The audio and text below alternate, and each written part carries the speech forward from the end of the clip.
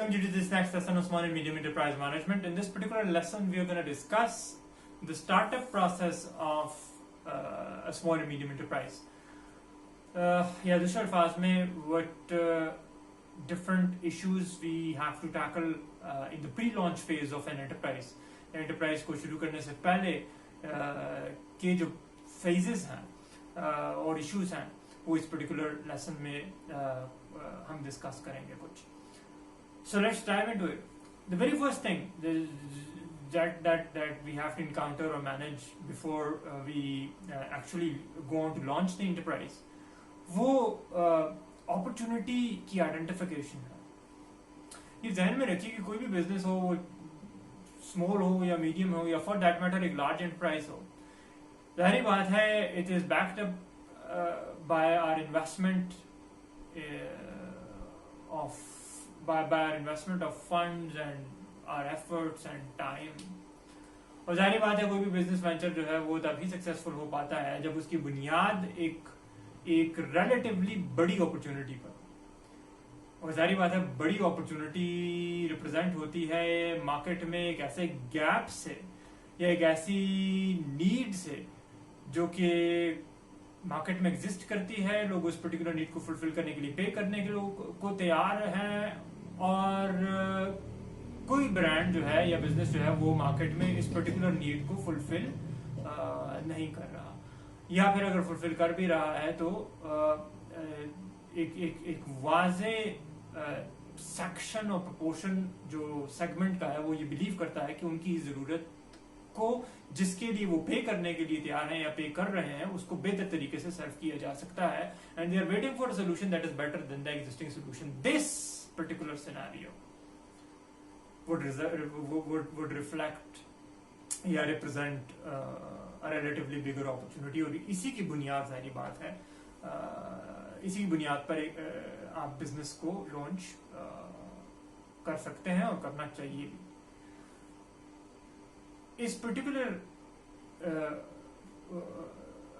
Opportunity को आपको first of all identify करना है या मार्केट में से ट्रेस आउट करना है.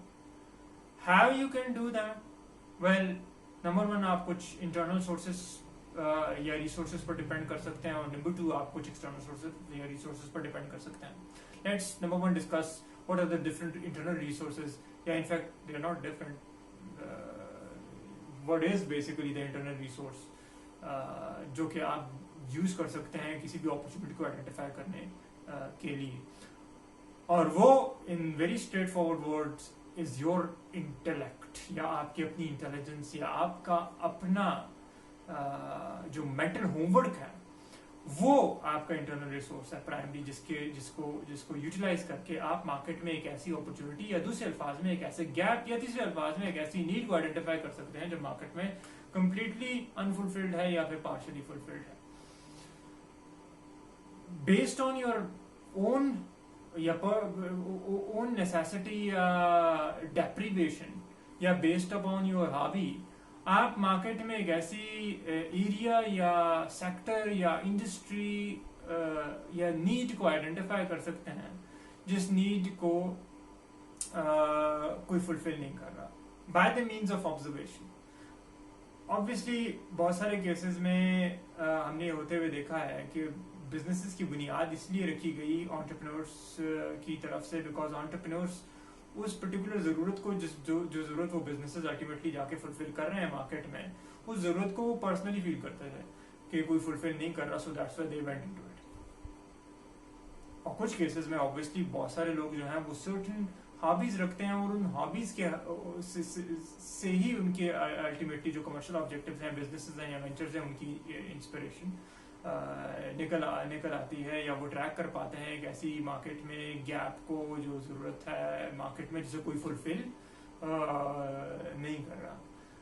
All based upon their own intelligence, intellect या मेंटल एबिलिटी, जिसकी बुनियाद पे मार्केट में ऑब्जर्वेशन के नतीजे में उन्होंने एक ऐसी जरूरत को आइडेंटिफाई कर लिया जो जरूरत फुलफिल नहीं की जा रही. अब how does this particular process works, या इस particular internal resource को किस sequence में basically somehow या किस जेनेरिक सीक्वेंस में आई मस्ट से आप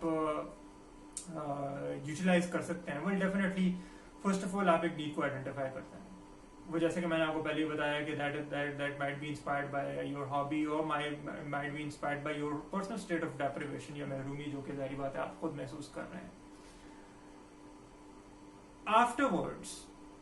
Afterwards, identify a certain need. You go into the detailed comprehension of that particular need. आप उस नीड को फिर मजीद डिफरेंट एंगल्स से मुकम्मल तौर पर समझने की कोशिश करते हैं, या फिर as much as you can आप उस पर्टिकुलर नीड को समझने की कोशिश करते हैं, ना सिर्फ अपने जाविये से, अपने एंगल से, बल्कि out there by interacting with people or by observing different people who feel the need for fulfillment of a similar need. ऐसे नीड को आप डिटेल तरीके से स्टडी करते हैं ताकि उसे हर एंगल से समझा जा सके, उस जरूरत इटसेल्फ को। और फिर आफ्टरवर्ड्स आप इस पर्टिकुलर नीड के लिए एक अर्ली सोल्यूशन को कॉन्सेप्चुलाइज करते हैं। आप इस जरूरत की फुलफिलमेंट कैसे की जाए उसका एक हल आप कॉन्सेप्चुलाइज करते हैं या आप ले डाउन करते हैं। Then you go out there again and compare your solution with the existing solutions, and also you get feedback on that particular concept from the people or sample of people that you have selected in order to understand that particular need. आप उनसे उस particular solution concept पर we are still working on a paper right now, अभी भी homework हो रहा है। तो होमवर्क के दौरान आप दो जाविये से उस पर्टिकुलर कॉन्सेप्ट को टेस्ट करते हैं। वन, आप उस पर्टिकुलर कॉन्सेप्ट की जो एबिलिटी टू सर्व है उसे कंपेयर करते हैं with already existing products that already exist in the market. Number two, जारी बात है आप इस पर्टिकुलर कॉन्सेप्ट पर फीडबैक लेते हैं उस सेगमेंट से, जो सेगमेंट जारी बात है आपने चुना है इस पर्टिकुलर नंबर वन उस पर्टिकुलर नीड की कॉम्प्रिहेंशन के लिए। नाउ जारी बात है आप उस पर्टिकुलर सेगमेंट को यूज करेंगे ये अंडरस्टैंड करने के लिए कि आया जो कॉन्सेप्ट आपने सोचा है इस पर्टिकुलर नीड को सॉल्व करने के लिए, जो सोल्यूशन आपने डिवाइस किया है, डिजाइन किया है, कॉन्सेप्चुलाइज किया है, उनका इस पर्टिकुलर सोल्यूशन के बारे में क्या ख्याल है। वंस यू आर सर्टेन कि आपका जो सोल्यूशन है वो ए बेटर है from the existing solutions, B is right या it's better in view of the people who feel the need for it, तो जारी बात है you go into prototype development. आप जाते हैं और आप एक उस पर्टिकुलर कॉन्सेप्ट पर बेस्ड एक नमूना, एक सैंपल, एक early physical form of solution create करते हैं। After creating that particular solution you go into again that particular process. आप उसे कंपेयर करते हैं विद एग्जिस्टिंग सोल्यूशन, उसकी परफॉर्मेंस, उसकी एक्चुअल परफॉर्मेंस को, because now it's not a concept, you have made that particular concept, you transform that particular concept into a product. Now एक नमूने के सूरत में, एक अर्ली प्रोटोटाइप की सूरत में आपने इस पर्टिकुलर प्रोडक्ट को क्रिएट कर लिया है। तो अब आप एक्चुअली ग्राउंड पर उस पर्टिकुलर प्रोडक्ट की परफॉर्मेंस को कंपेयर कर सकते हैं with other solution that are available in the market. And number two, you can again take that particular solution to the sample, to the people who are feeling a need for this solution, and you can ask them and test particular that solution in their opinion. Of course आप बहुत सारे वहाँ से आपको feedback मिलेगा, कुछ pluses होंगे, कुछ माइनसेस होंगे, सारी बात है, कुछ प्लसेस करके कुछ माइनसेस करके ultimately you are gonna come up with a solution जो कि लॉन्चेबल फॉर्म में होगा। इस तमाम क्रिटिकल स्क्रूटनी के बाद आपने डिटेल में फर्स्ट ऑफ ऑल कॉन्सेप्ट को टेस्ट किया, उसके बाद फिर आपने प्रोटोटाइप्स को डेवलप किया, और प्रोटोटाइप्स की अल्टीमेटली बहुत सारे फेजेस होते हैं, लेकिन अल्टीमेटली आपने प्रोटोटाइप्स को टेस्टिफाई किया, आपने उसकी सैंपल टेस्टिंग कर ली, आपने उसका कंपैरेटिव एनालिसिस कर दिया एग्जिस्टिंग सॉल्यूशंस। तमाम क्रिटिकल स्क्रूटनी के बाद आप फिर जाहिर बात इस पोजीशन में होते हैं कि आप उस पर्टिकुलर प्रोडक्ट को मार्केट में लॉन्च कर दें, जो प्रोडक्ट आपने कॉन्सेप्चुलाइज किया है बेस्ड ऑन अ नीड जो आपने अपनी ऑब्जर्वेशन से आइडेंटिफाई की है। And then again of course the story does not end over here. आप इस पर्टिकुलर इवैल्यूएशन या जो असेसमेंट है अपने सोल्यूशन की परफॉर्मेंस की, जो एग्जामिनेशन है इस पर्टिकुलर सोल्यूशन के जो पोस्ट लॉन्च नताइज है, जारी बात है जो फीडबैक है के जरिए आप कलेक्ट करके असेस करते रहते हैं और अपने सोल्यूशन को विद टाइम जो है आप कंसिस्टेंटली इंप्रूव करते चले जाते हैं. This is the process that you follow. हम ये कहेंगे कि आपने मार्केट में एक सोल्यूशन को इंट्रोड्यूस किया, बिजनेस की अपने वेंचर की फॉर्म में based on your internal resource. और आपका इंटरनल रिसोर्स सारी बात है आपकी अपनी एबिलिटी टू ऑब्जर्व, आपकी अपनी एबिलिटी टू कंसेप्चुलाइज, आपकी अपनी एबिलिटी टू क्रिएट और आपकी अपनी एबिलिटी टू सारी बात है transform that particular creation into a commercial opportunity है. दूसरा केस जिसमें आप अपॉर्चुनिटी को आइडेंटिफाई कर सकते हैं या दूसरा सेट ऑफ रिसोर्सेज या दूसरा रिसोर्स जिसके जरिए आप मार्केट में अपॉर्चुनिटीज को आइडेंटिफाई कर सकते हैं, वो आपके एक्सटर्नल रिसोर्सेज हैं. I am not saying that कि of course somebody is not mentally creative and everybody is mentally creative enough, but the point is this कि बाज़ औक़ात आपके वेंचर या आपके आइडिया या आपके बिजनेस कॉन्सेप्ट का जो जरिया है वो आपका अपना इंडिजिनस या क्रिएटिव प्रोसेस नहीं बल्कि कोई आपकी एक्सटर्नल इंस्पिरेशन बन जाती है. वो उस फॉर्म में जारी बात है हम ये कहते हैं कि आपने एक्सटर्नल रिसोर्सेस बुरकार लाते हुए या आप एक्सटर्नल रिसोर्सेस से इंस्पायर होकर आपने अपनी वेंचर की क्रिएशन की. एक्सटर्नल रिसोर्सेज मिसाल के तौर पे नंबर 1 एक बहुत बड़ा ट्रेंडिंग ये रिसोर्स है, that is blogs and vlogs या वीडियो लॉग्स जिसे हम कहते हैं, या बहुत सारे ऐसे डिस्कशन फोरम्स जो मुख्तलिफ fashion trends, consumption patterns, products, technologies वगैरह पर ऑलरेडी इंटरनेट पर बेशबहा मौजूद है, नेशनल इंटरनेशनल. इन तमाम ब्लॉग्स और व्लॉग्स और डिस्कशन फोरम्स को देखकर से गो थ्रू होके या इनको फॉलो करके आप बहुत सारे अपकमिंग ट्रेंड्स, आउटगोइंग प्रोडक्ट्स, नए इन्वेंशंस, लॉन्च शुदा नए प्रोडक्ट्स डिफरेंट दूसरे मार्केट्स में या रीजन्स में या कंट्रीज में आने वाले बहुत सारे ऐसे कंजम्पशन पैटर्न्स ट्रेस कर सकते हैं, ट्रैक कर सकते हैं, आइडेंटिफाई कर सकते हैं. और उन आइडेंटिफिकेशंस की बुनियाद पर आप उन आइडियाज की बुनियाद पर जो कि आपको इन डिस्कशन फोरम्स से या उन गैप्स की बुनियाद पर जिनका इजहार इन डिस्कशन फोरम्स पर हो रहा है. और ये ज़ाहिर बात है डिस्कशन फोरम्स ना सिर्फ लिमिटेड हैं टू फेसबुक कम्युनिटीज, ना ही लिमिटेड हैं टू जो यूट्यूब पर बहुत सारे वीडियो लॉग्स हैं या फॉर दैट मैटर बहुत सारे ब्लॉग्स हैं इंटरनेट या वेबसाइट बेस्ड. इसके अलावा बहुत सारे केसेस में बहुत सारा जो डिस्कशन है प्रोडक्ट्स इटसेल्फ पर वो आपको ऑनलाइन जो रिटेल प्लेटफॉर्म्स हैं उन पर भी मिल जाता है. So after going through those tons of conversations, you can sometimes get a very good idea that has been launched in a certain other market और आप उस particular idea पर based अपना एक venture यहाँ पर launch कर सकते हैं.